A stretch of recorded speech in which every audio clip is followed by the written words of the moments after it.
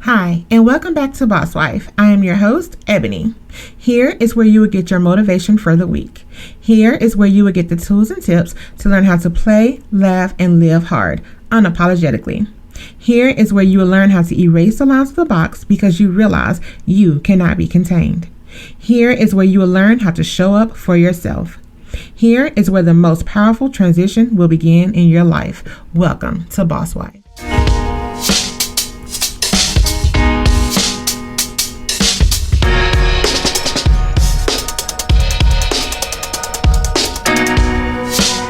Hey guys, and welcome back to Boss Wife. So tonight we have a very special guest, someone who I find very inspirational and motivational.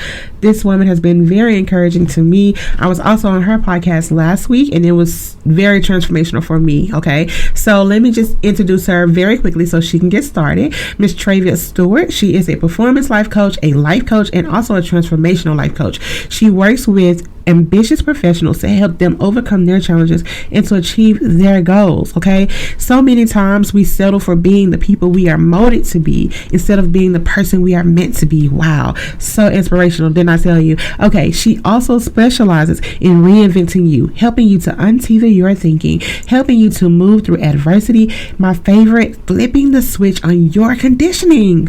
Oh my goodness, this woman is motivational, inspirational, ambitious, and driven. I'm so excited to bring her to my community. She has something that is very unique and just very special and endearing to me. So, Ms. Travia, thank you so much for joining us tonight. How are you? Thank you, first of all, for having me as a guest on your show. You're welcome. I mean, I felt like when we recorded, like we both vibed, and I was like, she has such a cool, genuine energy that I love this. So thank you for giving me the opportunity of being on your podcast. Well, Just a little bit about me is I taught high school theater for 24 years. And, you know, sometimes we think in life that we're just supposed to keep doing these things forever, right? Right. And then I was like, you know, one day I woke up, I was going to teach a class, and I realized that I felt like I wasn't fired up anymore. Mm-hmm. I wasn't excited about it. I could do the job blindfolded, you know, backwards and forward. And I was like, okay, it's just easier to just keep going down this road and then keep doing what I'm doing. Or do I want more? Is this all there is? And so I didn't really get the bug until I started listening to podcasts, which is why I love doing the podcast, because I found so much value from it. And so I started listening to people like Tony Robbins, mm-hmm. Brendon Burchard, all those people. And Brendon Burchard came to Phoenix in like 2016. And mm-hmm. I went to his high performance academy. And then I was like, what is this coaching thing? You know, mm-hmm. I was a high school sports coach for several years, but I was like, I've never had a personal coach like just for me and to help me find my best life. And so I was like, holy smokes. And then I realized, Ebony, that it was my next chapter. This was what I was supposed to be doing in my next chapter. It was time to close that old chapter. Right. You don't have to keep settling for the status quo and looking forward to retirement. I'm never looking forward to retirement because I want to keep using my brain. Right. But as long as I'm doing something that I want to do. And so when I started coaching, I was trying to do it like everybody else had done it. And I was like, what? And I got my certifications with Robbins Madonnas, with Strategic Intervention, Magali and Mark Pasha. I did some stuff with Sean Smith. So I did all the certifications, and I was like, what? I'm going so far outside, and I'm trying to leave what I did for 24 years. Right. What I did for 24 years was transform actors from one person to the next so that they can have a believable performance. Okay. And when and there was one day I was meditating, and it was like, why are you trying to reinvent the wheel? You've been transforming people for 24 years. Why change what you're doing now? And I was like, wow. And so, yeah, because I've always been a person, like when I was a director, I was always a director who, and some people disagree with this, I believed in becoming the character, not just acting like the character, not just memorizing the character's lines, but you become that character. That means, you know, like anytime I walk up and, you know, if I say, Ebony, you're playing, you know, this character, I'm going to speak to you as your character. I'm going to call you by your character name, and I'm going to ask you questions based on, you know, things in your character's life. And I want you to answer as the character. And that's what I mean about it. I was like, oh my God, that's the missing ingredient with my coaching, because you want people to become the people they need to be in real life so that they can achieve those goals. We don't want to pretend and act like it. We want to become those people. Right. So that's how that background blends itself together today. Oh, wow. That's awesome. I love it. That is so awesome. You know, of course, acting is in our nature over here in my house. So I was just fascinated about that. I was like, oh my God, I can't wait to hear this story. So and you did this for how long? Can you tell my audience? 24 years. Wow. I taught high school theater. Wow. Yeah. It's not like it's a drop in the bucket. It's like most people are like, I'm just working for 25 years. Why are you starting something new? Right. You know? And I'm like, girl, because my mama stopped working in her early 60s, and then she stopped using her brain. She stopped, she used to be able to do numbers just like that. She was an insurance agent. She could count and add up like nobody's business. Once she stopped working, she stopped reading, she stopped learning. And before you knew it, Ebony, I think she was like about 80. And I wanted to spend some time with her. And I was like, let's just do something, productive. Let's spend some good quality time. So I wanted to get a puzzle. We love to do puzzles together when I was younger. And I was like, okay, she's 80. I'm not going to get like 1,000. I got a jumbo puzzle that had like 25 pieces. Okay. Wow. She couldn't discern the difference between an end piece and a middle piece. Oh. These pieces were this big. I knew in that moment I wanted to always keep using my brain, right? Because, people are looking forward to retirement. I'm looking forward to living life the way I want to live it, right. Still impacting people and helping people. And so, just that little bit was a bit of a added fuel on the fire as well. So the 24 years, it's like, no, it doesn't matter if it was 40 years. I'm still doing something else. It's my next chapter. That's right. Because when it's time to move, it's time to move. We don't have any time to waste because it's all calculated, right? It all adds up. So I love it. I love it. Yes. So tell me about your journey as becoming a coach. I know you tapped on it a little bit, but what inspired you to become a life coach? It was when I got my own coach. First, before that, it was Brendan Burchard. I went to his thing over spring break when I was still teaching, and there was, how you just know it. You feel it in your bones. And I was like, this is my thing. I think this is what I'm supposed to be doing. I still wasn't 100% sure. And so I kind of knew, and I kept listening, and I kept researching coaching and all this kind of stuff. And I was at the gym one day. I was listening to Les Brown. You listen to those motivational videos on YouTube. Yes. And I was on the spin bike, and I'm rolling, and I'm climbing, I'm up, and all of a sudden it just washed over me. That chapter is ended. Close that book. It is now time to impact more people on a greater level. And it is through coaching. And I cried like a baby it just, I know what I'm supposed to be doing. Because I wear my mom always told me, you're too shit ass sensitive. You wear your feelings on your sleeve. She always said that. Yeah. And I do. And it's like when I get so easily overcome with emotion, and I'm just crying. I wouldn't stop telling. I just kept crying.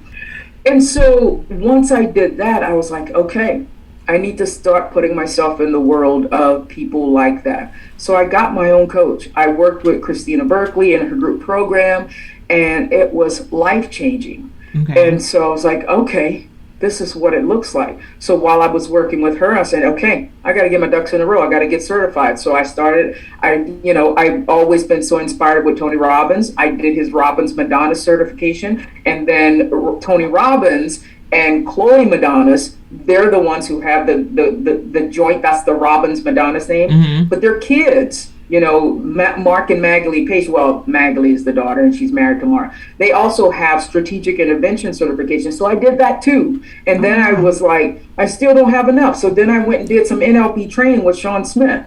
And then, I still, every time I turn around, because I want to keep getting better and better and better.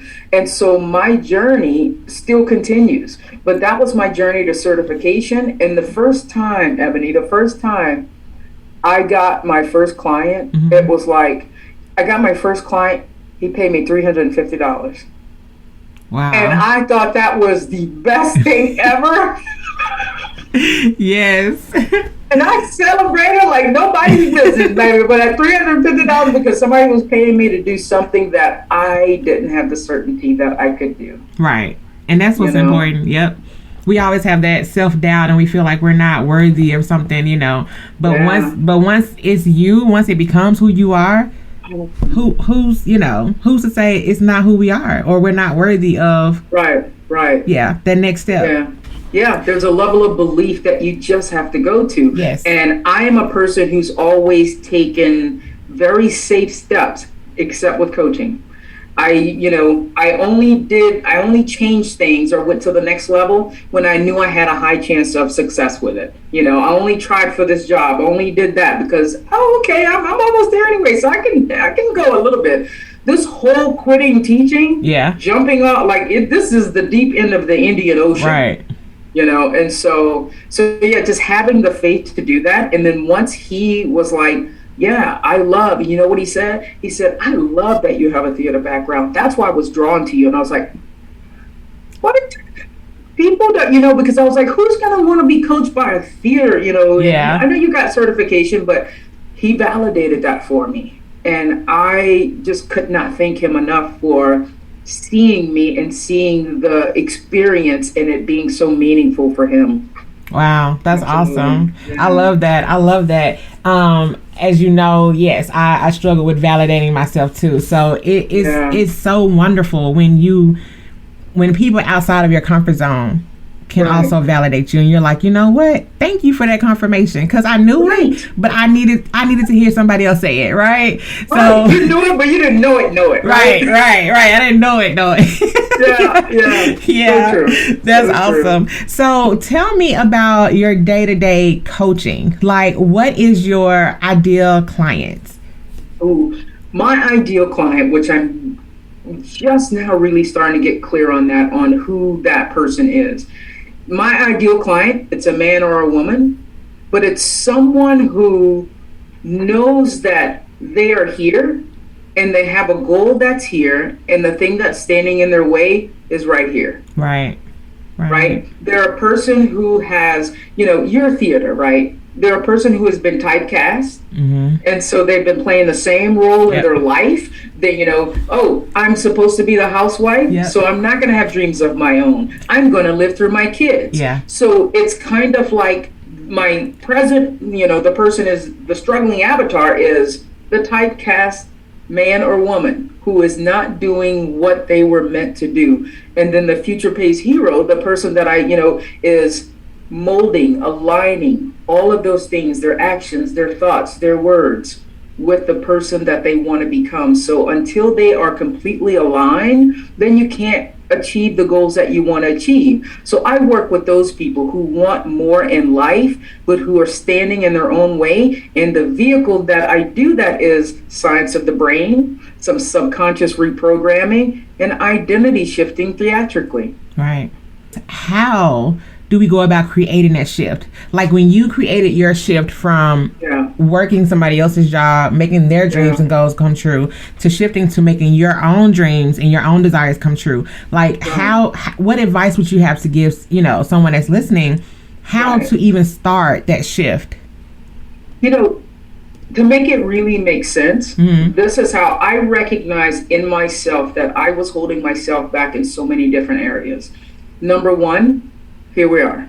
I am Black, and I didn't come from a family of swimmers. I didn't come from a family who had a swimming pool that wanted to swim in a lake or swim in someplace where you couldn't see the bottom. Right. So that conditioning was like, I'm not doing that. So now I'm married to a Caucasian who likes the water, who jumps off boats and all that kind of stuff. And I'm like, oh, you gotta do something, or you're just never going on vacation again. Right. So this example is like, this is how it started, because I recognized that I had things, I had characteristics. I was fearful of the water, and I was like, I don't want to be that person anymore. Right. So what I did was, the one example that I started was like, okay, well, I'm not a person who's just going to jump in the water. I wanted to snorkel. So I wanted to snorkel on vacation just like everybody else. I didn't want to sit in a boat anymore. And so I started practicing in our swimming pool. We have a swimming. I live in Arizona. Everybody has a swimming pool. So I started practicing snorkeling in a swimming pool. But I had to figure out what was my version of snorkeling, right? We weren't going to do backflips and all that kind of stuff. Now turn it on. No. I'm going to have a noodle. I can swim, but the open, like not seeing the bottom is a different experience, right? Yeah. So I recognized, how can I make it what I will feel safe doing? So I was like, okay, I shouldn't have my mask on when I get in the water. I should get in the water, have a noodle, because I don't want to tread water and wear myself out. And then put my mask on. So then I started practicing in the swimming pool. Then instead of being dropped off in a boat for snorkeling, I started walking from the shore.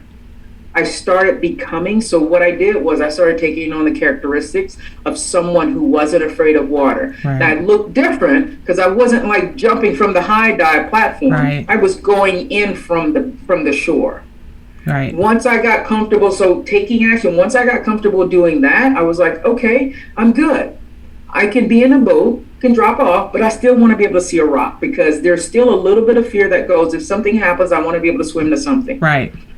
So having the conditioning, so what was happening is, and this is what I do with my clients, I go, okay, what is one of the big obstacles that's stopping you from taking action? For me, it was my fear of water, which was bleeding into a lot of different areas of my life. So I was like, okay, one little bit at a time, I'm going to basically solve this problem. And that's how I solved the problem with water. And then it came down to, okay, how does this translate to my business? Because the fear of the water, fear of putting myself out there on social media, all those things, one step at a time. One step at a time. One step at a time, taking that small action, but action that I want to take, not some action that somebody else says I should Exactly. Your way, not anybody else's way. Exactly. Yep. Exactly. So would you describe this as like a fixed mindset? For me, it was. Now, no one could have told me that I had. You could not have convinced me that I had a fixed mindset over that. You would have been wrong, and that's some fighting words. Right. But doing the work, I was like, holy smokes, I had a fixed mindset for a lot of things, And so, even today, like one of the things that I struggle with as a coach is a fixed mindset with money. And I know it's there, and I have money blocks, and I know it's there. And so just being aware of it, it's like, oh, so when I originally go to no, before I've even heard the whole sentence, fixed mindset. Yeah. So those things, I would say probably for the majority of my life, I had a fixed mindset. It wasn't until I learned from Carol Dweck in Mindset, what a fixed mindset was. But before then, it was like, girl, that's just the way it is. That's who I am, and you just deal with it. That's it. Right? We love saying that. This is who I am. And that's who I am. Yep, I will be forever. You just got to do. Yeah, you're right. And it's so hard for people to break out of that. No, just because this is who you are doesn't mean this is who you should be. Or it doesn't mean that you can't evolve into something else. Yes. So absolutely. Yes, I love that. Yes, we do. And real quick, just a story about that. My mom, again, she lived to be 85. She had a great life. And she was a diabetic. Okay. Now, and she took insulin, Ebony, 3 times a day. She took insulin. That means she was on the other spectrum of being a diabetic. Yes. She didn't just have high sugar. Sometimes her sugar was 500. And, and sometimes I'd call her on the phone. She lived in the New Orleans area. I'd call her on the phone and she'd be, hey, baby, how you doing, smacking you? And I was like, girl, what are you eating? She goes, oh, I'm eating a pecan pie that your cousin, Buki brought. And I'm like, you're not supposed to be eating that pie, girl. You're a diabetic. Right. And she would go, I'm just this is who I am. I'm going to eat what I want to eat. I'm not going to live to be another 85 years, so I'm going to eat what I want to eat. I ain't changing. Okay. Yes, she did. Right. Well, when you get to 85, you kind of deserve the right to do what you want to do, Because that's true. She wasn't going to live to see another 85. So, no. They deserve their right, I guess. Yeah.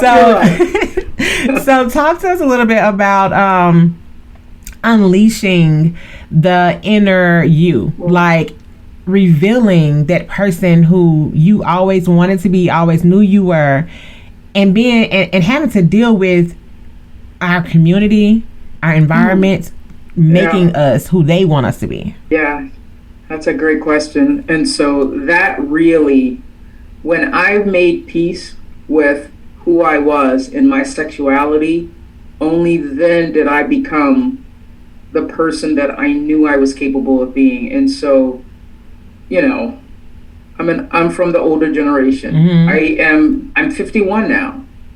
And so my mother and I never had a conversation about, she was never invited to my wedding. We just never had that conversation because I didn't grow up in a family that talked about that, you know? And so I grew up in a family that said, the Bible says, you know, Adam and Eve, not Adam and Steve. You've heard that yes. silly, yeah. And so that tortured me and tormented me for the majority of my life. And it wasn't until, you know, oh God, I was doing some training, some coaching training, and one of the coaches said, you know, until you walk in the world as your authentic self, you're never going to have the impact that you want to have. Wow. And that just went all over me. And so I knew that I had to unleash what I thought, like the parts of me that I was ashamed of, the parts of me that I thought people weren't going to accept, the parts of me that I felt like my mother still frowned on.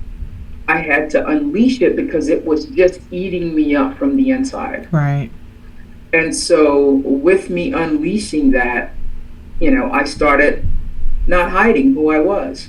You know, one of my high school students helped me with that several years ago. He doesn't realize the favor he did me because I'd always kept my personal life separate. Yeah. You know, I'm your teacher. We're not going to talk about who I go home with, and I'm not asking you that, so you don't ask me that. That's right. You know? Right. And we had a show, and we were in the auditorium, you know, right before green room, before we opened the house.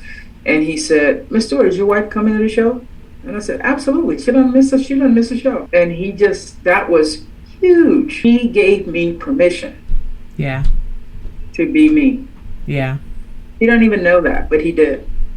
That's awesome. And so unleashing everything, because that part of me, that's not who I am. Now, is it a part of my identity? Yeah. But you know what? I'm a Christian first. I'm a coach first. I'm a spouse. I'm all this stuff, right? Right. That's not who when I walk into the room, that's not the first label that I want people to see. Right. I want them to see that I am a person who cares. I lead with love and connection. I want the best for you. And if you're crying, I'm going to cry too. Right. So yeah, so that's sort of been a little bit of my journey of unleashing and untethering to, you know, from those old stories and that old conditioning of not feeling like I'll be accepted. Right. I love that you said until you were your authentic self, you weren't going to be able to make the impact. Yeah. That's awesome. Because I mean that goes with everything that we do, though. You know, I mean it goes with even if you're working on somebody's job and you're not happy, that goes with that too. You know. Because we subject ourselves to pleasing other people. We subject ourselves to being everybody else's identity, whether it's sexuality or my skin color, you know, because even on other people's job, we have to act like we're not who we are. Right. You know, like I can't act like I'm black. But who says we have to do that? That's true. Right? We don't have to, but we know that if we don't, there's going to be a reprimand. You know what I'm saying? Like, there's going to be a stigma put on you. Or there's going to be... Because, you know, for a while, I remember maybe 4 years ago, some little girl got sent home. And I want to say in Arizona. Some little girl got sent home because she wore her hair natural to school. Do you remember that? It was, like, all over the news. And she was, like, in the 3rd or 5th grade. Yeah, I've seen that. Yeah. I mean... Yeah. And it's the same way on people's jobs. You know, it's like, oh, you know, you don't look professional. I actually had one of my physicians tell me that. You know, I wore my hair natural one day. Yeah. I wore my hair natural one day. And I came the next day and I had weave. And he said, oh, your hair looks so much better today. And, you know, we're in passing. Like, I'm working up patients. I'm doing, you know. And he walks in my office and he was like, oh, yeah, you know. And then it dawned on me. I was like, oh, thank you, you know. But later on that day, it dawned on me, my hair didn't look good enough for you because it was my hair. But because my hair looks more like your hair now, it looks better. You know what I'm saying? So, yeah, I mean, unleashing everybody else's identity regardless of anything, it's crazy. Like, you cannot have the right impact on people or in this world or even in your own life, in your own home, without being exactly who you want to be. That's so true. Have you ever heard the quote? I can't recall who said it, but they were like, most people, if you ask someone who they are, like, who am I? Mm-hmm. Their answer should be, based on their actions, I am who I think my friends think I am. Wow. That's powerful. Right. Yeah. And that's true. Yeah. I am who the people on my job think I am. Yep. I become that person. I am who my best friends think I am. I am who Daryl thinks I am, right? Right. Yep. You're and right. Then you have all these different personalities that you're like, I just want the one. Yep. That's powerful. You're right. Yeah. That is absolutely true. It's just, sadly, that's the community that we were brought up in. I'm 30-ish, and and even in my generation, like, you have to be what people want you to be, or there's a repercussion for that, and that's crazy. So, at one point in your life did you say, I'm tired of this, I'm ready to move on, I'm ready to not only love me, but help other people love them? Like, what was that aha moment for you? The aha moment was, honestly, it was before I moved to Arizona, and it still was a process. So I was living like I thought people wanted me to live. I've always been a Christian. I grew up in a Christian household. I'm a Christian today. I pray every morning. But I was hiding my sexuality for the bulk of my life. And I just realized, I pray in the tub in the morning, whether I'm taking a bath or a shower. And there was one morning when I said, God, I want to be happy. I'm lonely. I want to really love somebody the way that I know I can love them, and I want them to love me back. And I still felt the guilt and the shame, and there was a little bit of, every now and then, everything's a little step, because it couldn't go from, you couldn't just flip the coin and be like, free. That didn't happen. Right. I came from the older generation. That didn't happen. So I prayed every morning about it. If if it's okay, if you will send me somebody, that, that I can be with. We all want to be, that's what we're put on this earth for, is to be with, in a relationship and all those, connect with people. We're not meant to be by ourselves. And so, so I felt like he sent me different people, and then I was like, but I don't feel a real connection with these people. And then the person I'm married to right now came back into my life after like 14 years. And I was like, oh my goodness, that's it. And I didn't know it was it until I kept praying about it. And I was like, okay. And then, I started lessening, the guilt and the shame, and started being a little more bold. Mm-hmm. This is who I am. And so, with some friends, it was, okay, if I can't really be my true self with them, and them know everything about me, like you said, if those people aren't honest with you, those people didn't want to accept me, you drop them, right? And so I was like, okay, if they don't love all of me, then they're not my friends. True. So I started like going, okay, who are the people that I can surround myself with, who are going to build me up and support me and celebrate me? Because I do my best to do that for other people. Yes. I needed that back in return. Right.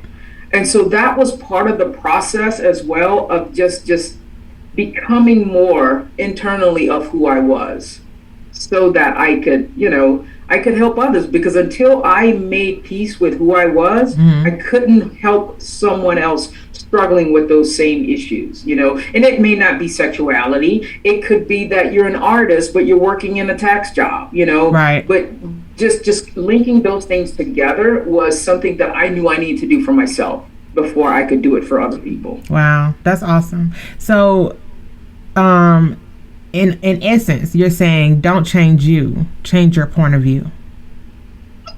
Oh, girl, you a poet. I love it. A poet. Don't change you, change your point of view. I love that. Yes, absolutely. Change your point of view, change the people that you're spending time with, change your environment, change the people you listen to, change your point of view. I love that. Right. Because we are who we are. Right. God created us the exact way He wanted us to be. So we allow, like I said, we allow so much to intertwine and to start defining us that we try to change us instead of just changing our point of view. Right? Yeah. We don't realize, thank you. We don't realize how important our thoughts are. Just like we were saying in the beginning, it's enough for me to validate me. That's all I need.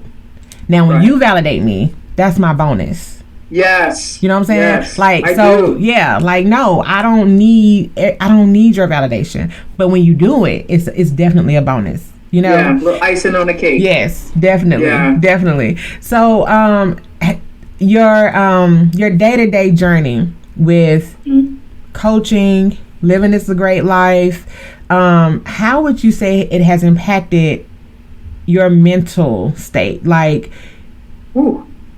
yeah. I always wanted certain things in my day. I wanted variety. I wanted to start my day the way I wanted to start. I'm a coffee drinker and I love to meditate.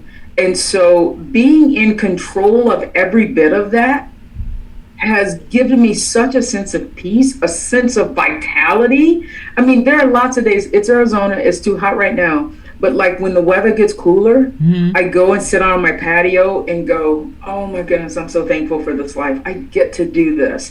I get to get up in the morning and meditate. I get to do workout. I get to stretch. I get to do my scroll work. I get to journal. I get to do all, and then I get to get on the phone and Zoom and help people and help impact their lives.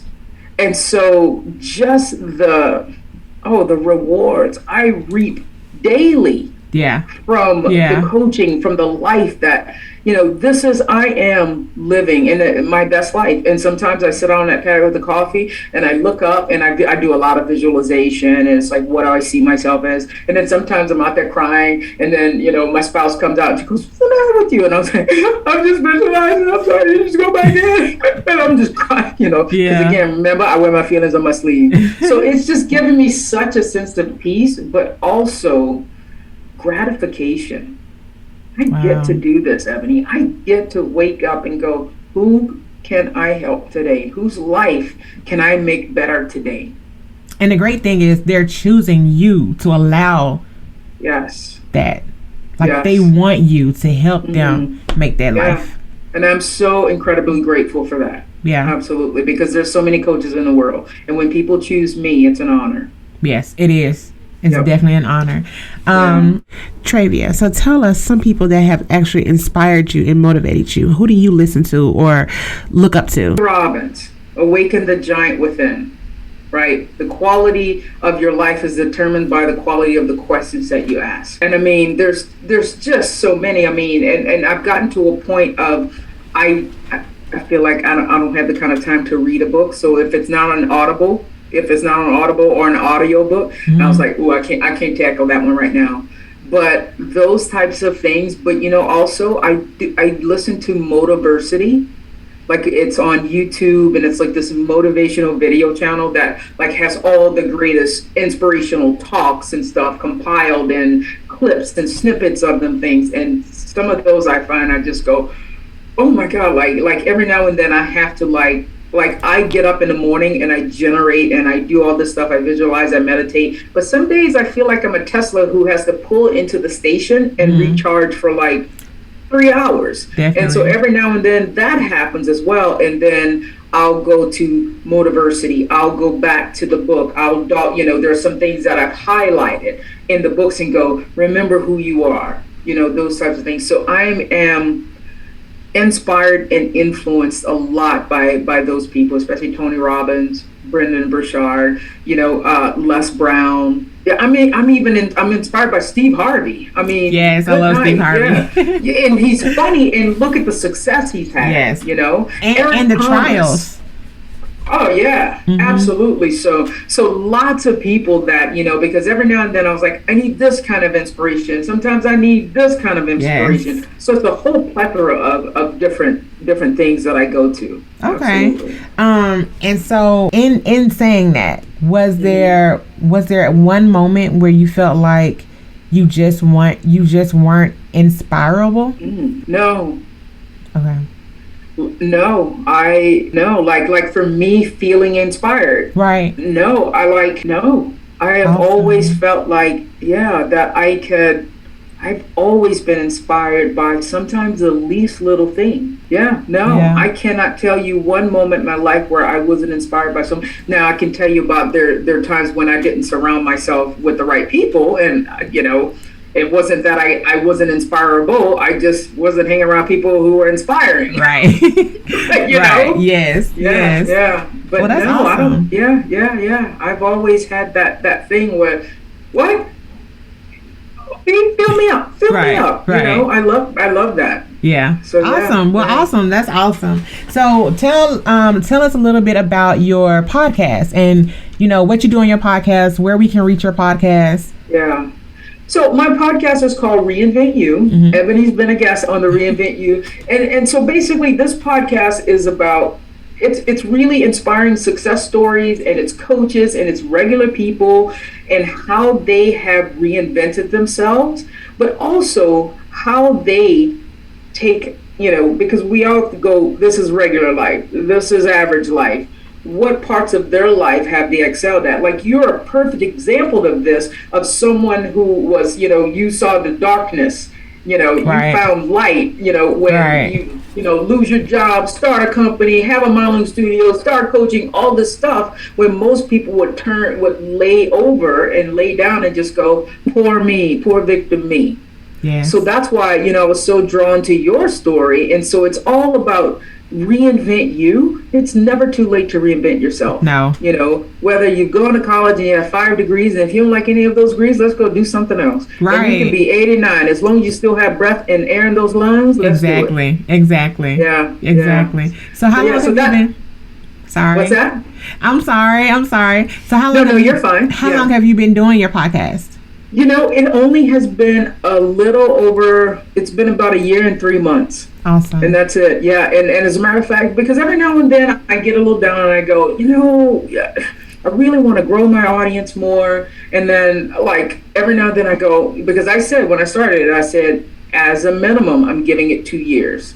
And every now and then I have some validation with it. Like yesterday, I got an email that, Chartable says my podcast is in the 5%. I was like, oh, okay. Like out of almost 3 million different podcasts in this. And I was like, oh, okay, I'll take that. I'll take that. And so I was like, yes, and then I think the listen score was like 33%. I was like, we can get that up. We can get that up. We can go like the 50%. That's good, because we're talking, Tom Bilyeu's probably like, 85%, yes. And so, And so I love doing the podcast because I think everybody has so many different types of stories. Like I had one of, I never know what resonates with someone. And so I have so many different kinds of people on, and so like I had a men's coach on a couple weeks ago, and I've had some of my male clients go, I like that guy. He was good. I've had I've had a lady on talking about introverts compared to extroverts. And they're like, oh, that's my favorite episode. And I was like, really? Okay. One of my friends told me the other day after your episode, that homegirl is inspiring. Well, yeah, that's awesome. That homegirl is inspiring. And see, that's what I'm talking about. If it's one person who benefits from one episode, then I've done my job. That's true. Yeah. That is true. Yeah. I love that. So what I'm gathering is that your business is affected by your podcast, or your podcast is affecting your business. Right? And yeah. Because they complement each other. Yeah. They do. That was the plan. And so Yeah, so I love, like, as a matter of fact, I've gotten business, I've gotten clients through through the podcast. I've gotten people reaching out. I've also gotten people who said, "I like that guest you had on the podcast. I saw her information. It's cool. Thank you for doing that because she looks like something I need." Absolutely, because I used to be a person who had lack and scarcity. It's like, there's not enough for everybody else. How dare you not choose me and you choose them? Yeah. Yeah. And so, and that doesn't get you anywhere. No, it doesn't. Yeah. We need each other. So, yeah. We do. Yeah. We do. I love that. Yeah. That's awesome. So, do you have a website we can go to? Your social media handles? Tell everybody where they can reach you. It's my name. So my website is traviasteward.com. All the information is there. If anybody wants to have, just a free discovery call to figure out, hey, am I the kind of coach who can help you reinvent yourself, reinvent some aspect of your life? Am I the coach who can help you if you're here because you're one identity and you want to get there? The only way we can get there is if you become the person you need to be so you can get here. And then I'm on Instagram, Travia Steward Coach. I'm on Facebook, Travia Steward. I've even been trying to play around with a little bit of TikTok, but don't go there because I might cancel that because I was like, that's just not my people on TikTok. Yeah. Yeah. So, and I'm on LinkedIn. So my name, it's all there. So I would love to connect with people. Awesome. Well, thank you so much for joining us tonight. And Absolutely. I cannot wait for my listeners to hear this and to get inspired and just to be motivated just by you, not me. Like you said, It's all about how we can help other people and give them exactly what they need, because everybody's needs are totally different, right? Everybody needs something different. Everybody needs a different, unique taste or a stab at something. So thank you so much for joining us tonight, and I will talk to you soon. Okay? Thank you, Ebony. It's been a pleasure. Thank you. Honestly. Thank you. All right, guys, there you have it. It's a wrap for us on tonight. Thank you so much for joining BossWife.live again. And we want to thank Miss Travia so much for joining us on tonight. We thank you so much for joining our community. And guys, don't forget to reach out to her. Look her up. Visit her website. Visit her podcast. Again, it is Reinvent You Podcast by Travia Steward. Okay. Thank you, guys. Make sure you like, share, comment, and subscribe. I am everywhere you are. Don't forget that. I love you guys, and I will talk to you soon.